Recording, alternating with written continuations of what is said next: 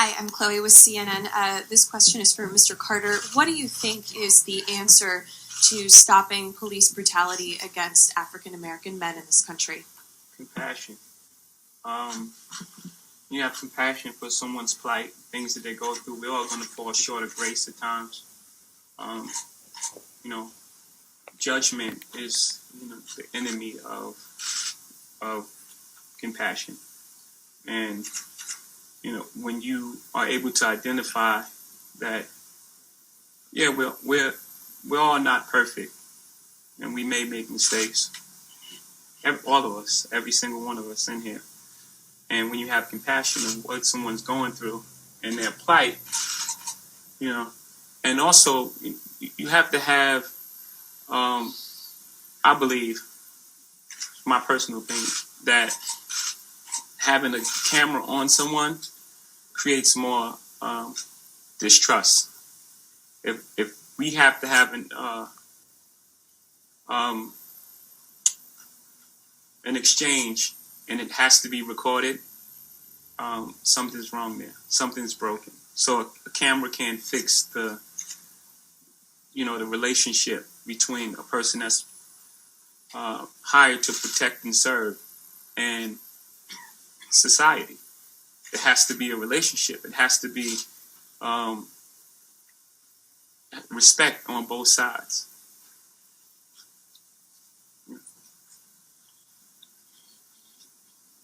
Hi there.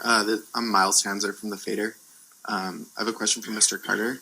I know in your remarks just now you mentioned that President Obama worked on repairing some of the problems with mass incarceration in this country.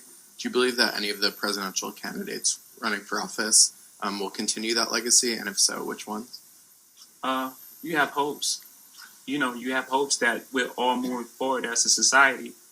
Because it's not a political issue, it's a human issue. It's a story of compassion and empathy. And in order for us to move forward, this conversation needs to move forward. And it's just life. It's life. It's and where we are right now, it's just imagine a metaphor. If you're going down the road and a sign says end of the road in 15 feet, and you take your car and you just barrel past it, at some point you're going to go off a cliff. That's just the way the world works, and we need to keep pushing the conversation forward. And again, it's not a political issue. It's a human issue, and I would hope that any human being would know that that's the right thing to do. Hi, my name's Peter Splendori. I'm with the Daily News. My question is also for Mr. Carter.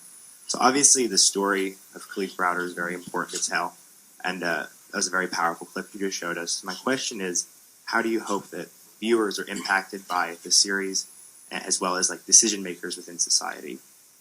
It's the kind of story, Khalif's is the kind of story that you can't ignore. 16 years old, right? If everyone in here imagined their cousin, nephew, little brother, 16 years old, getting arrested in America, land of the free, home of the brave, and everyone's innocent until proven guilty. And this young man at 16 was arrested and held in Rikers Island for 3 years. 3 years where he was in solitary confinement and subjected. That's real footage. That's not doctored footage. These guys did a beautiful job with going into the archives and getting all these. This is real footage, and this is a real woman with real pain. And you can imagine that. Seeing that, it's very hard to ignore. It's very hard to ignore, and it's our job. It's our job to use our mediums. Your job, my job, Harvey's job, people at Spike, to use our voice to get these stories out, so we can have a discussion about it, and we can move forward and fix things, because it's broken currently. Hi, good morning. My name's Tashara from the New York Post. My question's for Mr. Carter as well. Does it strike a chord to you or a nerve when you mention this product and people may not know who Khalif is? No. You know, everything happens at its time. You know, are you asking me that?